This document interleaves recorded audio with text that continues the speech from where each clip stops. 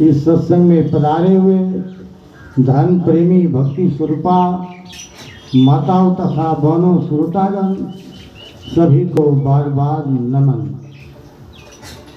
अभी रामचरितमानस सारस्वतिक सप्तम सोपान उत्तर कांड से पाठ हुआ। आया है वह देश धन है जो राजा अपने प्रजा को नीति के द्वारा सुख पहुंचाते हैं। वह देश धन है जहाँ गंगा नदी है। वह स्त्री धन है जो पतिव्रता धन को पालन करते हैं। और वह साधु धन है जो मानव को कल्याण करते हैं। राष्ट्र कवि रामधारी सिंह दिनकर का पंक्ति पढ़ाऊं आया है।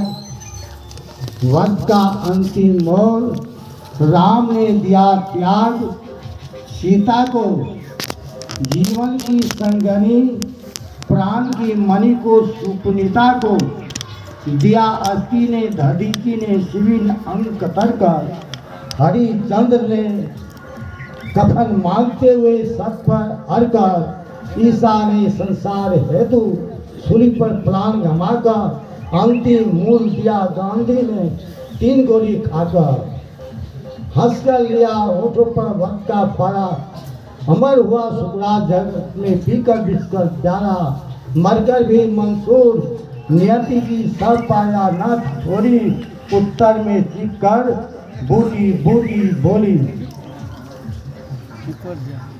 मंसूर ऐसा संत हुए हैं, उनका ख्याति बढ़ गया था और दुष्ट लोगों ने उनको वध कर दिया। और वह परमात्मा को अनल हक कहकर पुकारते थे। दुष्ट ने क्या किया, देखा इसमें अनल हक हो रहा है मृतक शरीर से, तो 2 खंड कर दिए। उसमें भी आवाज आ रहे हैं, उसमें भी आवाज है। फिर क्या किए दुष्ट लोग ने, कुंडी कई टुकड़ा टुकड़ा में बूटी बूटी बना दिए, उसमें भी आवाज आ रही और उनको जला दिया गया और वह भस्म को सरोवर में फेंक दिया। सरोवर अनलहक होने लगे, वायुमंडल फैल गया, भयभीत हो गए। वह ईरान का जितना प्रजा थे भयभीत हो गए, क्या किया जाए। उसी समय में सिख धर्म के प्रथम गुरु नानक देव जी महाराज गए। उस समय इनका शरीर वृद्ध हो चुका था और जब पहुंचे तो मस्जिद थे, उस मस्जिद के पास बैठ जाते हैं और सोचने लगे, थक गए थोड़ा सो जाते हैं, सो गए। एक मौलाना आते हैं, कहते हैं अरे मौलाना खुदा की तरफ पैर रख दिए हैं, कैसा ये है। तो जवाब देते हैं इधर खुदा नहीं हो उधर पैर को घुमा दें। क्या किए, पश्चिम से उत्तर कर दिए, मस्जिद उत्तर घूम गए। पूरब किए, मस्जिद पूरब घूम गए। दक्षिण तरफ किए, दक्षिण तरफ घूम गए। फिर पश्चिम किए। तो गुरु नानक देव जी महाराज कहते इधर खुदा नहीं हो उधर घुमा दो। खुदा कहाँ नहीं है। संत पलटू साहब महाराज के वाणी माया है। पूरब में राम है, पश्चिम में खुदा है, उत्तर और दक्षिण को कौन लाता। साहेब वह कहाँ है, कहाँ फिर नहीं है। हिंदू तुरंत तूफान करता, हिंदू तुरंत मिली अपने खेत में अपने दिन भर 2 दिन करता, दास पलटू कहे साहब, सब में रहे जुदाना, तनिक में सच कहता। कहा नहीं है वो परमात्मा खुदा। सब ईरान का जो मौलाना था झुक गए और कहने लगे इसको जो है या जो अनालक हक हो रहे हैं, बेबीत है, इसको शांत कर दिया जाए। कहाँ जलाया गया? तो सरोवर के तट पर। कहा ठीक है चलो। कौन है? तो मैं मंसूर हूँ। क्या हुआ? तो बंद कर दिए। कहा ठीक है, आपका खुदा का नाम लेना है। वो आप खुदा को अनल हक करके पुकारते थे तो शांत हो जाए। तो शांत जो है उपकार करते हैं, शांत उपकार करते हैं। और एक राजा,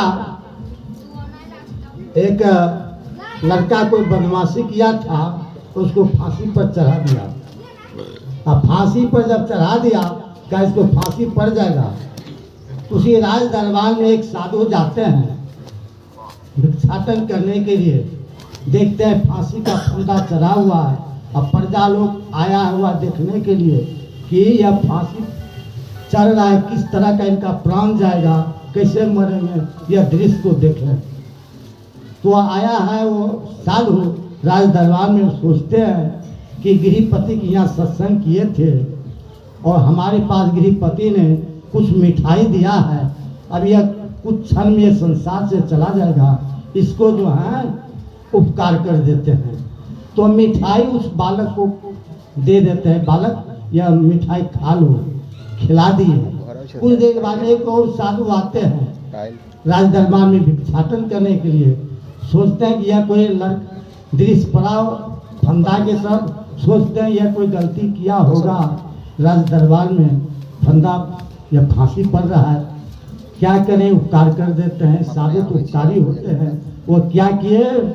उपकार, उनके पास जो है गृहपति ने मलाई दिया था, क्या इसको खिला देते हैं, उसको भी खिला दिए। कुछ देर बाद एक और साधु आते हैं और कहते हैं दृश्य गया, भिक्षाटन करने के लिए आए थे, देखते हैं कि अरे फंदा एक बालक को है लगा हुआ, तो कुछ देर में मर जाएगा, कोई गलती किए होंगे। मेरे पास जो है गृहपति ने कुछ 56 प्रकार का व्यंजन दिया है, इसी बालक को खिला देते, उपकार कर देते हैं। वो खिला दिए। फिर कुछ देर बाद एक और साधु आते हैं, इनका दृश्य देखते हैं कि फंदा की तरफ आया था भिक्षाटन करने के लिए और राजा से मिलते हैं। राजन, आपके राज दरबार में भिक्षाटन करने के लिए आया हूँ, कि आप दाम दे सकते हैं? कहाँ जो मांगो सो दे देंगे। क्या यह फंदा जो पड़ा हुआ है इनको आप फ्री कर दें, फ्री कर दें। राजा आते हैं, गला से उनको फंदा लगा हुआ था हटा देते हैं और थैला से साधु सूखी रोटी और नमक देते हैं खाने के लिए। बालक खा लो। जब खाने लगे तो राजा पूछते हैं कि आपने 4 तरह का भोजन किया अभी तुरंत, क्या उसका स्वाद कैसे था? एक मिठाई दिया, एक मलाई दिया, एक साधु एक 56 प्रकार का व्यंजन दिया, अभी खा रहे हैं सूखी रोटी नमक का। जो वह मिठाई जो मिला है और मलाई जो मिला है और 56 प्रकार का व्यंजन जो मिला है, उसका स्वाद मैं नहीं कर सकता हूँ, क्योंकि मेरी सूरत जो था कि अब है, कुछ देर के बाद में चले जाएंगे, इनका वही ख्याल था। तो कहने लगे कि यह स्वाद कैसा है रोटी का, नमक का? कहा जो माँ मेरी आंचल में बिठाकर, गोद में बिठाकर जो दूध पिलाते थे, जो उसमें दूध में जो आनंद मिठास नहीं था, वह मिठास आज मिल रहा है। और साधु और संत महापुरुष जो हैं उपकार करने के लिए घर घर जहाँ तहाँ आ रहे हैं। और आचार्य अभी हम लोगों का ध्यान भी है और उपकार करने के लिए तो शरीर को तो अवतारे लिए हैं, इसीलिए अब मैं अपने वाणी को प्रोग्राम देता हूँ। जीवन जवन राजमदा अभी चल रहा नहीं को, और जो समय या गुरुदेव के शरण में जो बीत रहे हैं, यही जीवन का फल सो। अब मेरी समय 10